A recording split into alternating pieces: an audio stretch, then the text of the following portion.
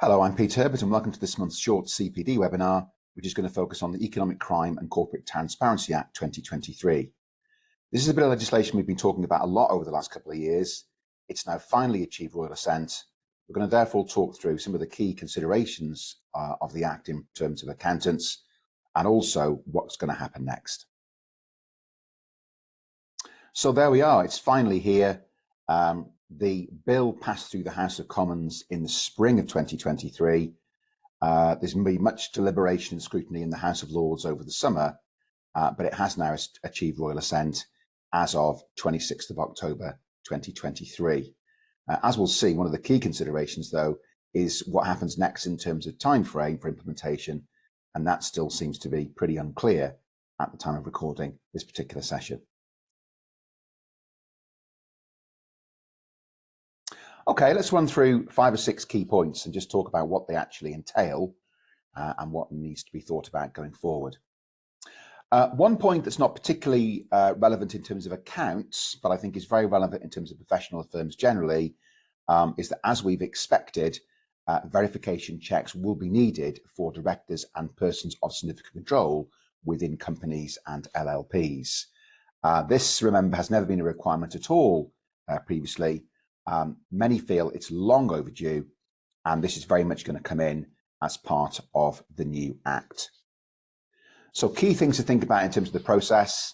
First of all, that we will be having to think about the relevant verification checks for directors and persons of significant control, so PSCs. They're the ones that are in scope for this process. It'll be necessary to do this before their appointment. There's a little bit more leeway for PSCs who are not directors, but generally speaking, before appointment will be the requirement.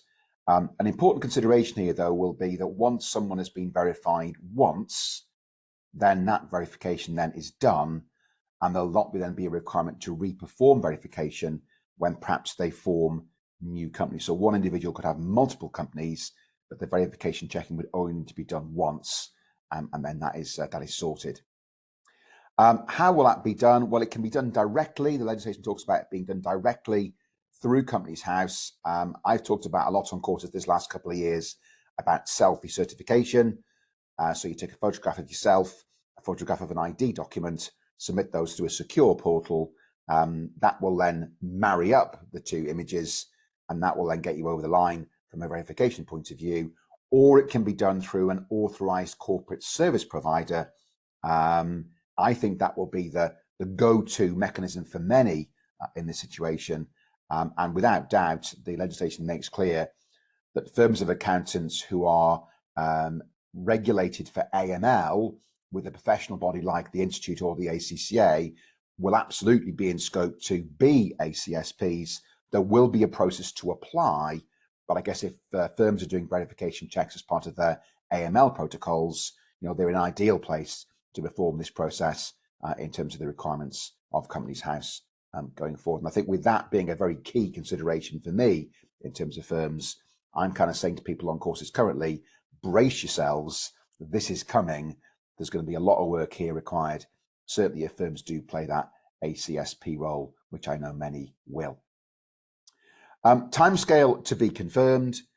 What's important to bear in mind here is this will apply not only to newly formed companies, but it will apply retrospectively. Now, quite a few of the things I've read in the last couple of days have maybe intimated that what they'll do is first of all set up a process for newly formed companies going forward, and then they'll do a catch-up for the existing ones.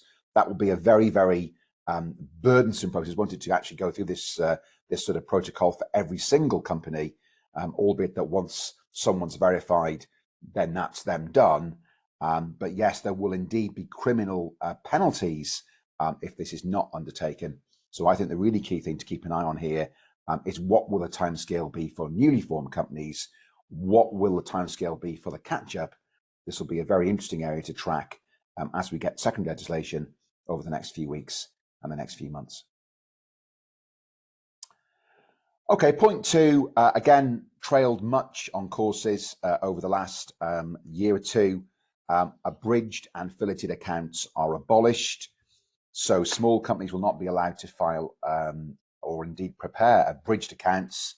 Currently, obviously, an option under FRS 102 section, where not an imperative but an option. That option is going to go away as this comes in, and probably more importantly and more impactfully, in terms of the actual filing of accounts, there'll be a requirement to file at Companies House the full set. So for a small company, that's going to be a director's report, P&L, balance sheet, notes.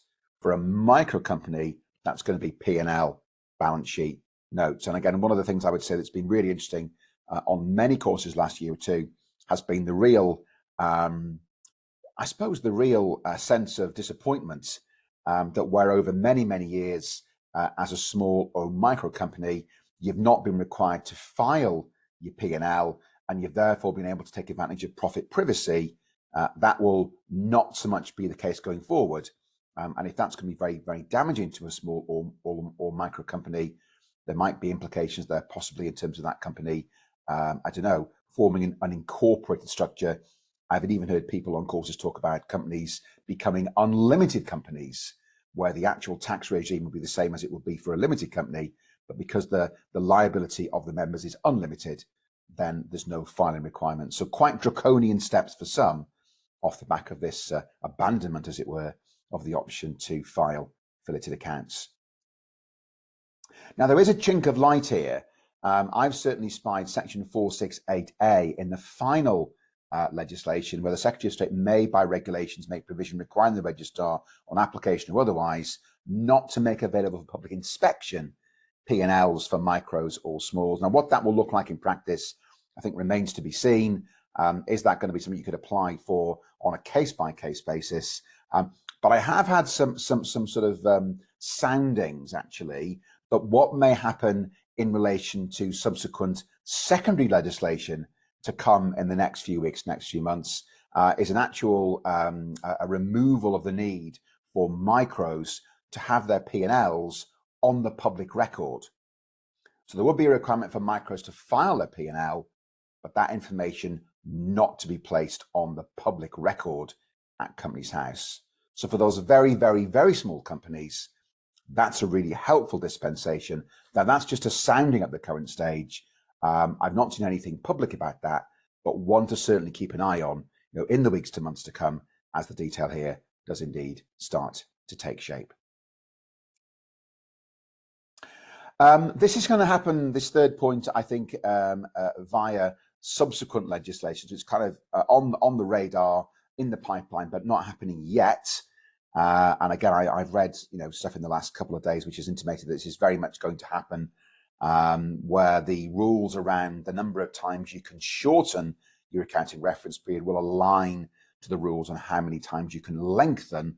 I think historically, shortening the accounting reference period has allowed companies and their accountants to kind of buy more time to file, but that loophole is going to be closed. Yeah, it's not in the legislation here, but it will come in. Again, as with all these points, watch this space in the weeks and months to come. This one, a lot of people, I think, feel a bit perplexed by the requirement for an audit exemption statement, given that, I suppose, small company balance sheets already refer to Section 476 and Section 477 of the Companies Act as the mechanism to avail themselves of audit exemption. Yeah, this, I think, is targeted at companies that are avoiding audit by saying that they are dormant. So if you're getting audit exemption by virtue of being a dormant company, this will pick up that scenario as well. I suppose what we're seeing here with the new regime in terms of Companies House is more information getting filed, P&L and balance sheet, so that actually companies can be more transparent, and Companies House can be more clear that the right regime is being applied, whether it's 105, 1A or whatever. And I guess nailing your colours to the mast in terms of why you're availing yourself of audit exemption is deemed to be an important priority. And that's, I think, the driver for that requirement for the audit exemption statement. Again, we need to see the detail there, but that, again, is an important point to be aware of, certainly for firms of accountants.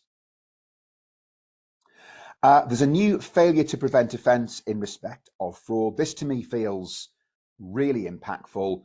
There are failure to prevent offences in the Bribery Act, failure to prevent offences in the Criminal Finances Act 2017, and this looks quite similar. The only difference, I suppose, in terms of the way this works in the Economic Crime Act is that it will only apply to large companies where the failure to prevent offence in relation to tax evasion and bribery, they apply across the piece. But broadly speaking, what this is kind of saying is that when someone in a large company commits a fraud, for the benefit of their employer, unless their employer can demonstrate that they've got reasonable procedures in place that would ordinarily have picked up on that fraud, they can be liable for an unlimited fine, even though they were completely oblivious to the fact that this fraud was taking place. So that to me feels quite burdensome. The big debating point over the summer was to which companies would that apply. It will only be large companies, but yeah, the fact sheet there on the gov.uk website is quite useful. Again, we need to see the detail playing out over the next few weeks to few months in terms of what that looks like in practice, and really importantly, what those reasonable procedures would be deemed to be to protect the company in that situation.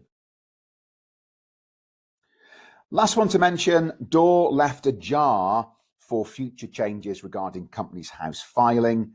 So yeah, I mean, without passing primary legislation, the registrar will have the ability going forward to make some quite significant changes in terms of things like requiring all financial information to be filed electronically, mandatory IXBRL tagging of information for tax purposes, filing of information once, which will then drive the requirements of HMRC from a corporation tax point of view, and the requirements of Companies House from a public record point of view.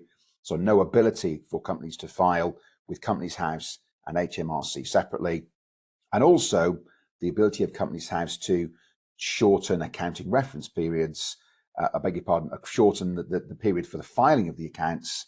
The big sort of debating point early on in the consultation here, culminating in the Act, was do we reduce the filing deadline for private companies from 9 months to 6 and public companies from 6 months to 3? That's not kind of formally made the cut, but the door's open down the line for that. So certainly, do watch this space around that. And also much more power for Companies House now to remove things from the public record which clearly are inappropriate and wrong. That's very hard currently. More power for Companies House to make those changes to the public record to make it fit for purpose going forward. And with that in mind, Companies House, I think, is recruiting on quite a big scale to have the resource to make those changes and do those investigations that will underpin them. So lots of things to keep an eye on there. That is very much a door ajar point. Again, no formal timescale yet. Watch this space in the weeks and months to come. So there we are. A lot of what we thought would be in there is in there. It has now achieved royal assent. What we really now just need to look for is secondary legislation in the form of statutory instruments to provide more detail, and really importantly also provide some timescale for implementation of these various changes. Okay, hope that was useful. If you've got any queries about this particular session, do drop us an email at inquiries@insight-training.co.uk. And for more information on our full programme of events for autumn 23, www.insight-training.co.uk. Thanks for listening. I'll speak to you all again soon.